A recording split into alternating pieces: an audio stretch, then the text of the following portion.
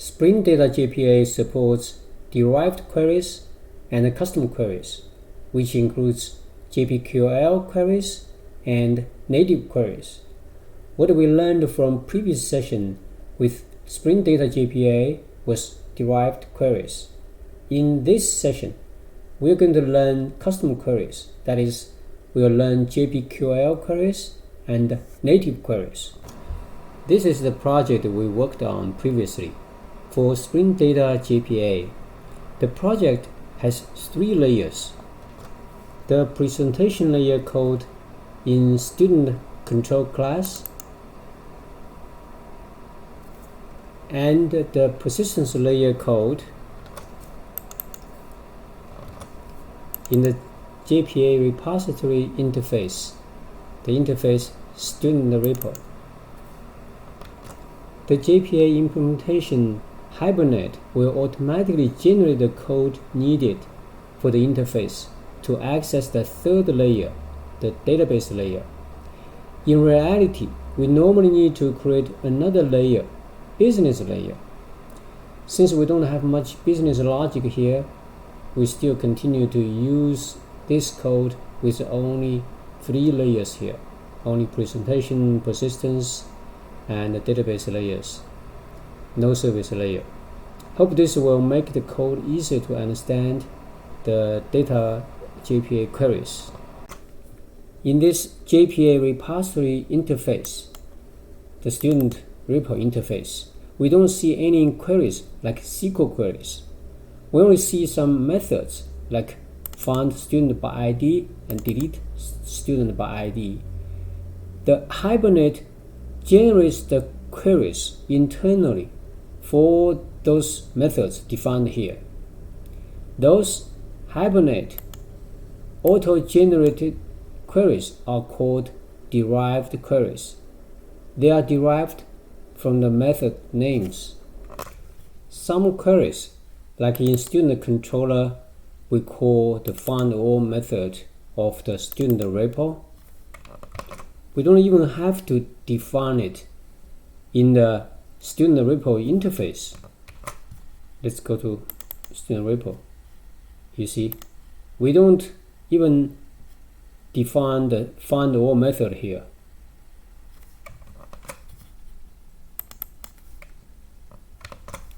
When we reference the method findAll method of the student repo, the Hibernate is smart enough and will generate the query code for us.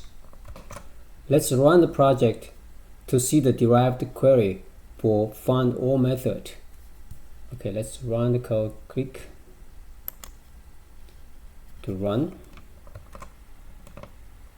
Okay, the project is started. Go to a browser, type localhost colon 8080/all. We got 2 records. Switch back to IntelliJ. From the console, we can see the query select student0_.id, student0_.email, student0_.name from student0_. This is the derived query generated by Hibernate. The derived query is shown on the console, but we don't have to write the query in the source code. For custom queries, we do need to write queries in the source code. There are 2 types of custom queries, JPQL and native queries. Let's do JPQL queries first. For example, for the same purpose, to find all the students, we need to go to interface student repo, write the lines like this. Let's close this. And go to this place.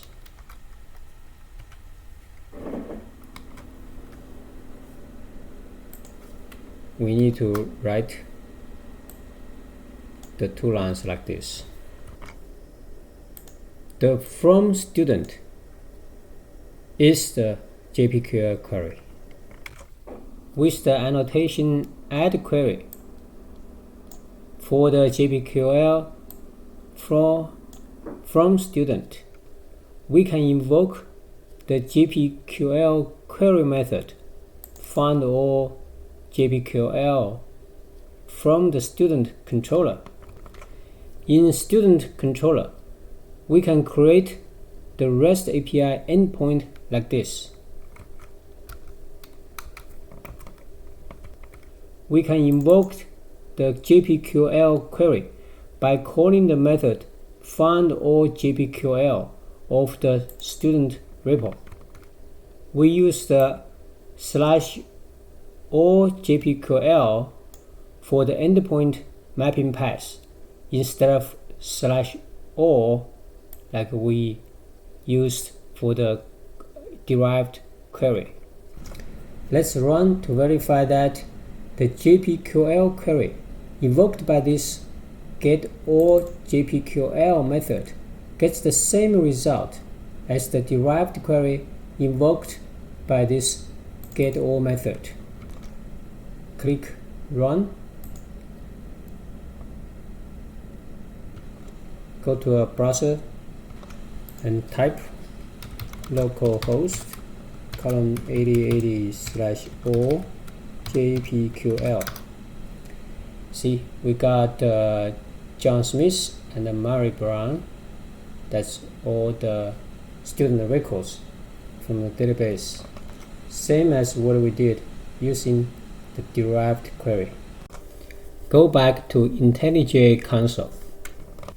We can see the SQL query generated by Hibernate for the custom JPQL query here. Select student 0_.id, .email, .name from student as student 0_. It's exactly the same as what the Hibernate generated for the derived query. Now let's do the native query. To find all the student records with native query, we can define a method like this.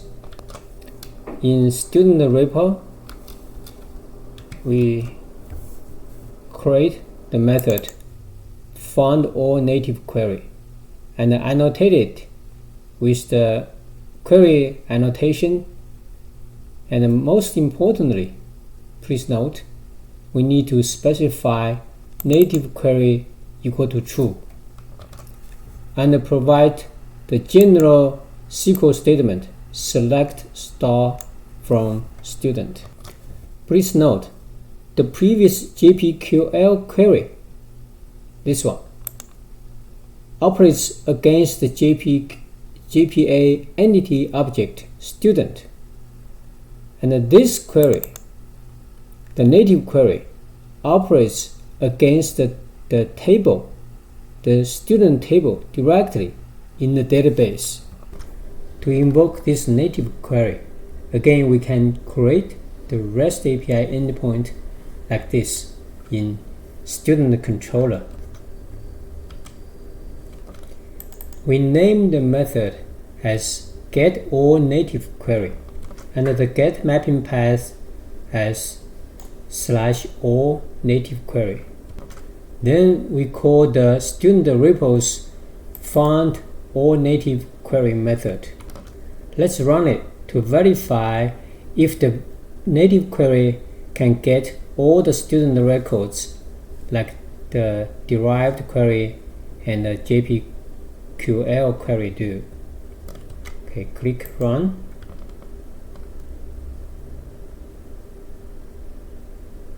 It's running. Okay, start it. Go to a browser, type localhost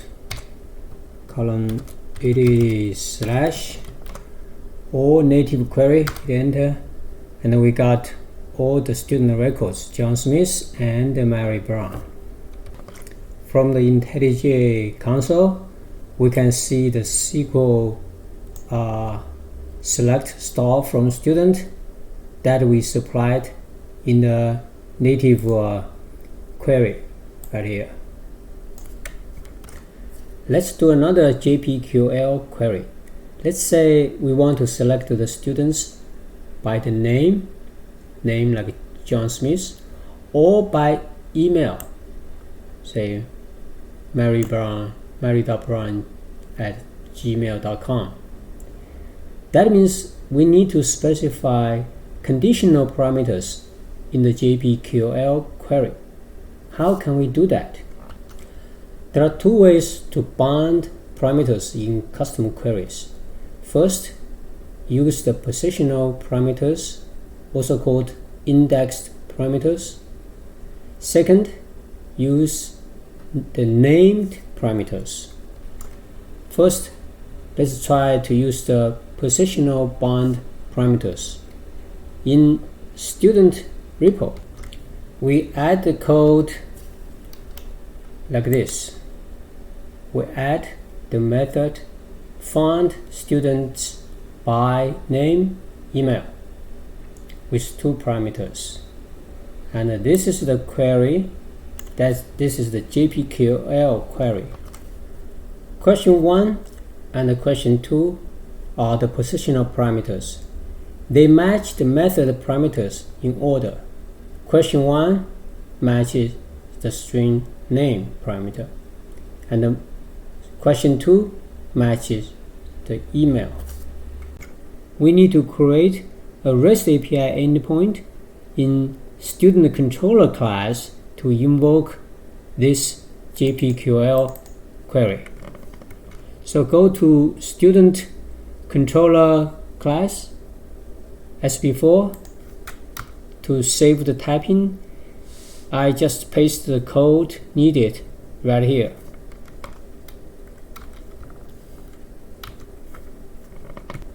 We defined method find the student by name email. We call the student repos JPQL query method find student by name email right here. In get mapping annotation, we have two path variables. One is name, the other is email, which match the name and the email are both annotated with path variables here. Okay, that's all the code needed. Let's test it by running it.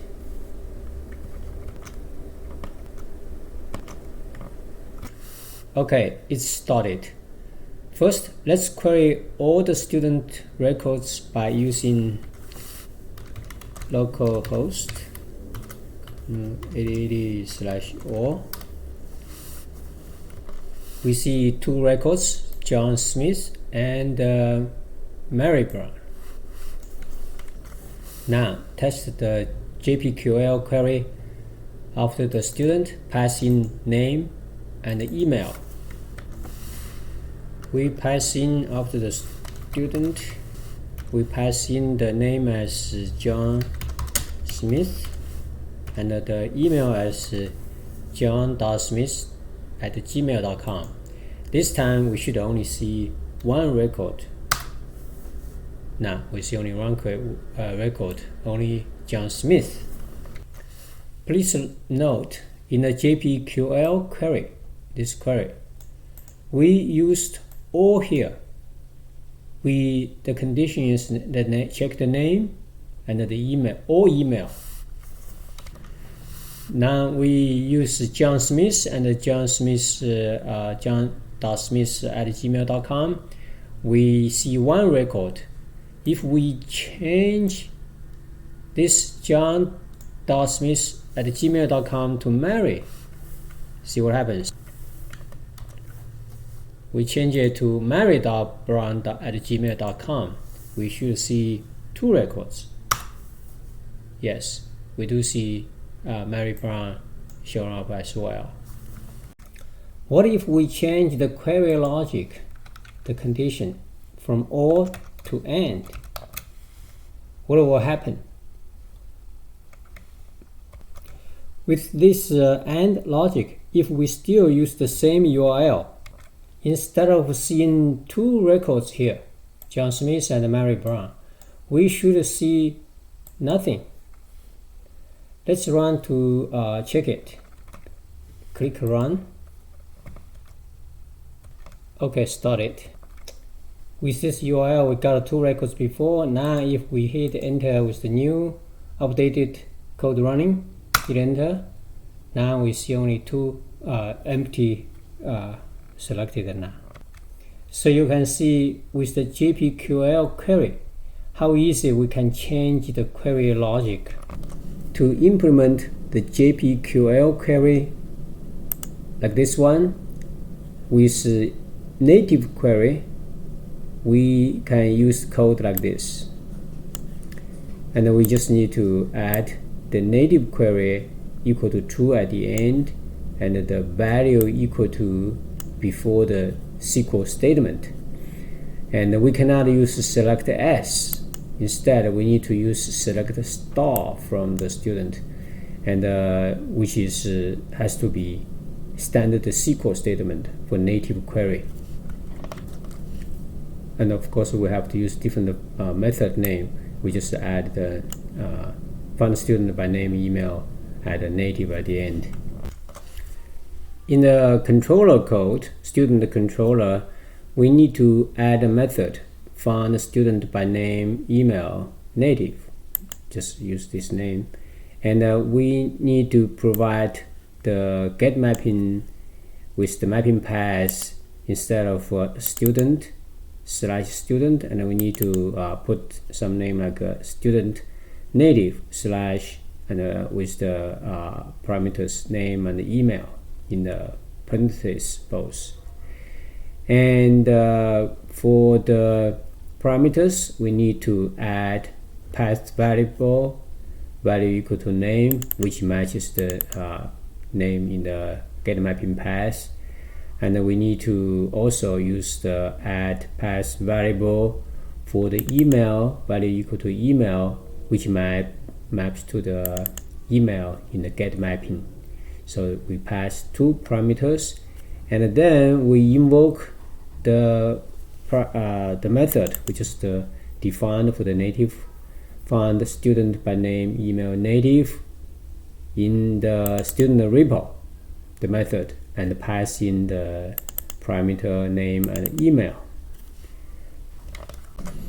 Now we can run the test. So we start the code. Our code started. Now we go to browser and type localhost colon 8080/student native instead of student as the get mapping path. And then we pass the name as Mary Brown and the email as mary.brown@gmail.com, and hit enter.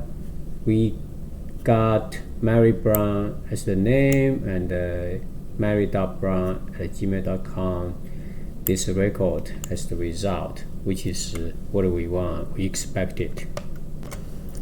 The query parameters we used, the question 1 and the question 2, are called positional parameters. Question 1 refers to the name, the first parameter for the method, and the question 2 refers to the second parameter. Here is the email. And instead of using the positional parameters by question 1 and question 2, we can use the named parameters like this here. Same query. Instead of use question 1 and question 2, we use column name and the column email. So those are called named parameters.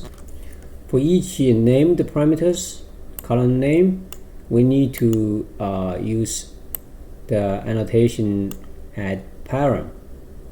For name is the add param column quotes name, and add param email before each real parameter like string name and string email. And also we need to create a different method name, like find student by name, email, native, we added named, just like this name, added named for the method. In code student controller.java, we define get mapping slash student native. Instead of student native, we use student native named, and same pass to the parameters here, name and email. And in the code, after passing the two parameters, we invoke this method, find student by name, email, native, named, passing the two parameters, and invoke from student repo. Okay, now let's test it. Let's run the code. Okay, code started. Okay, so in the browser, instead of we have this URL, the localhost column 8080/student native, the get mapping path, we added named. So we use the named, and I still use the same as Mary space, the %20 is space, and Mary Brown as name, and slash mary.brown@gmail.com as the email. We hit enter. We also get the same result, which also is what we expected. So that's how we use the named parameters for the SQL for the query. In summary, we know in Spring Boot JPA Hibernate, there are three types of queries. Derived queries, like this, like a find student by ID. We don't have to do any, we don't have to code anything. The JPA repository interface internally implements the code for us. Then custom queries, which includes JPQL queries and native queries. JPQL query, like this one. This is the JPQL query, and we need to code the query statement. And for the native query, it's very similar to JPQL query. Instead, we have to use the standard SQL statement. Like we cannot use as, you have to use the star, and we specify native query equal to true and the value equal to before the statement. Then we have two types of parameters, like a question 1, question 2 as the positional parameters, and then we have named parameters. We use like a column name and a column email. That's it. Thank you for watching.